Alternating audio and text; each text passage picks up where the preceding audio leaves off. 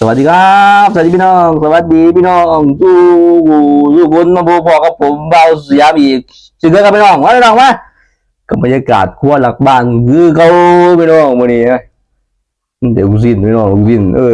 ลูกศิษย์หอมๆปิ้งเด้อพี่น้องเด้อผักเขาก็มีเท่าที่เห็นพี่น้องของเก่าพี่น้องมื้อนี้ของเก่าของใหม่แกมกันไปครับพี่น้องเนาะมาพี่น้องมาโอ้บรรยากาศนอนพี่น้องมื้อนี้เพิ่งคืนนอนเด้อพี่น้องเด้อเป็นไงสุดๆเลย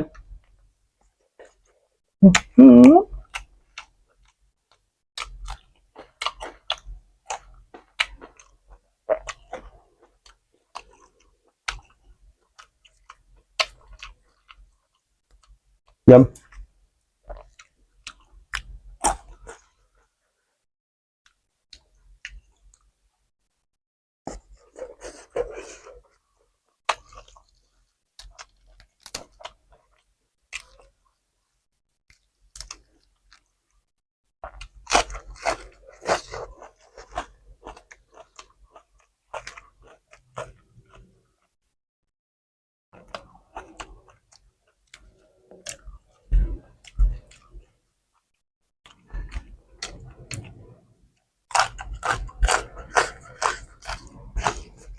หวานเอา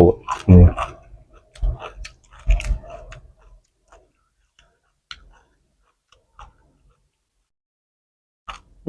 ครับเยี่ยมหมดแล้ว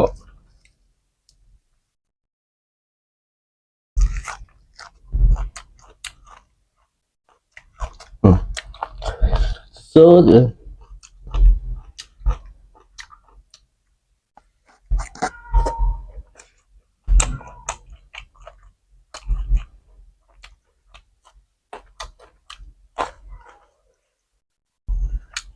ลืมยังลืมตื่นปักพี่น้อง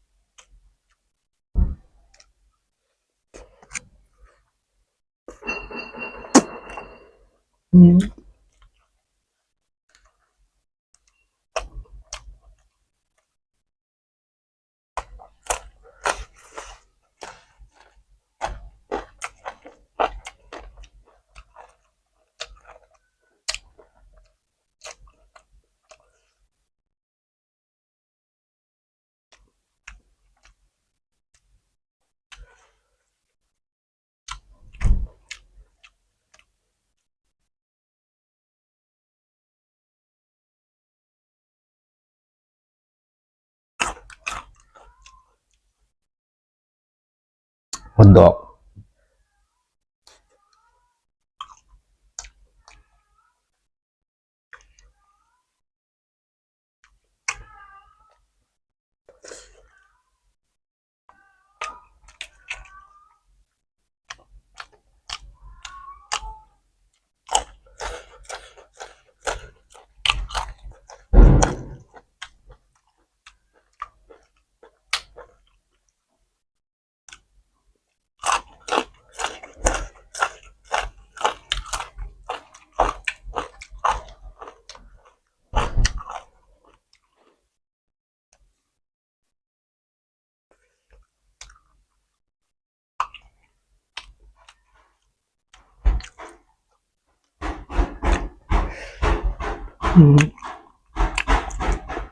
หอม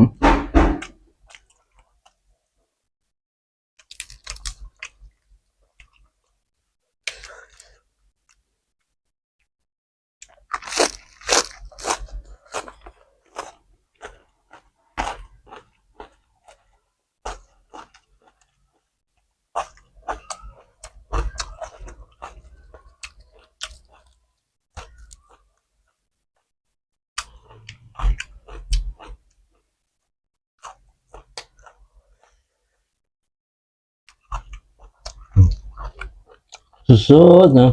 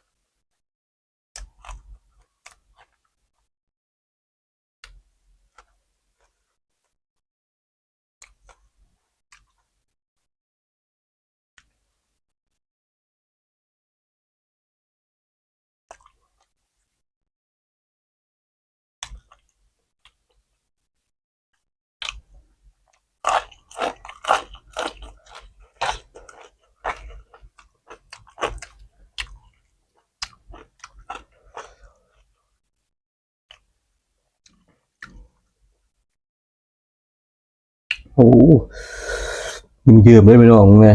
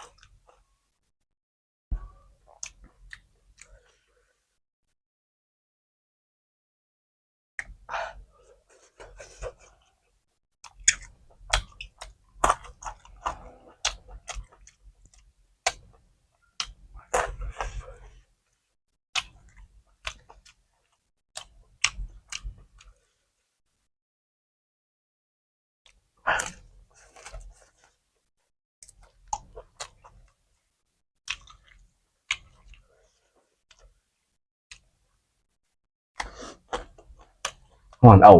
นี่เจ้านี่คือมาอยู่ฝนก็ได้บ่ตก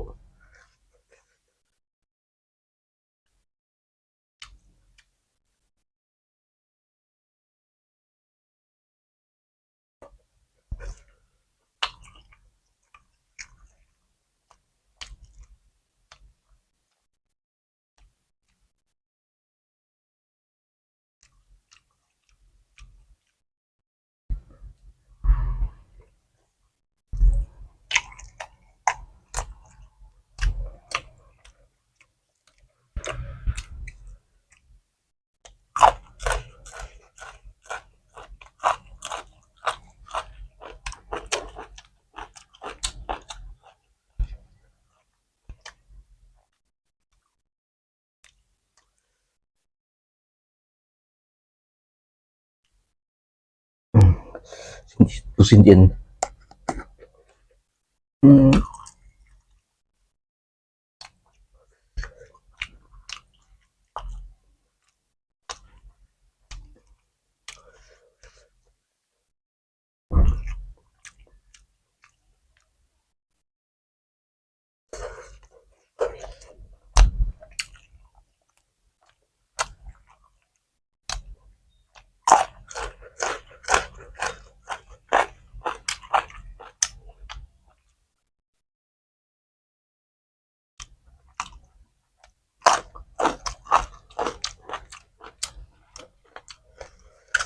เนาผักอยากกินเอา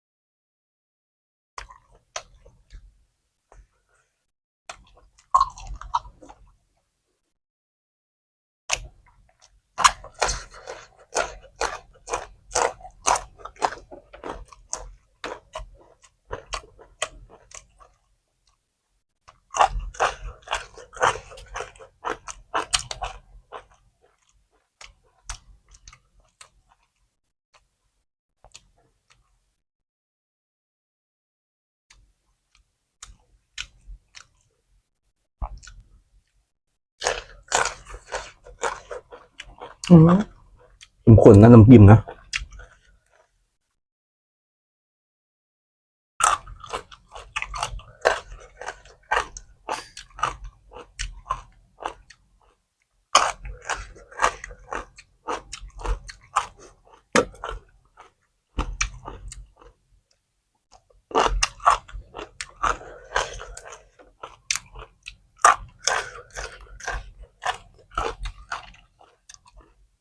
ตัวเหี่ยวแล้ว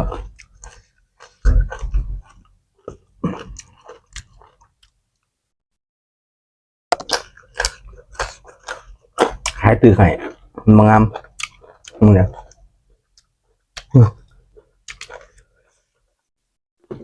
ซื้อหลายกินหมด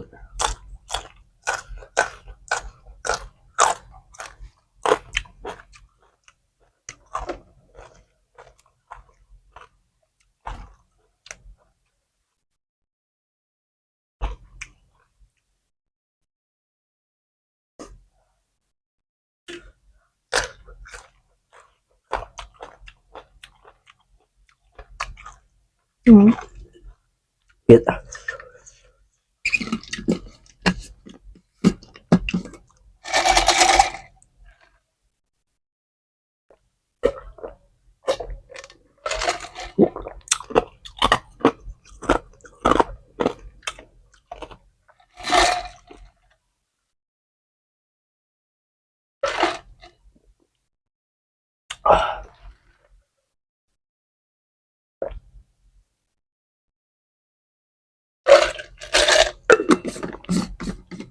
โอ้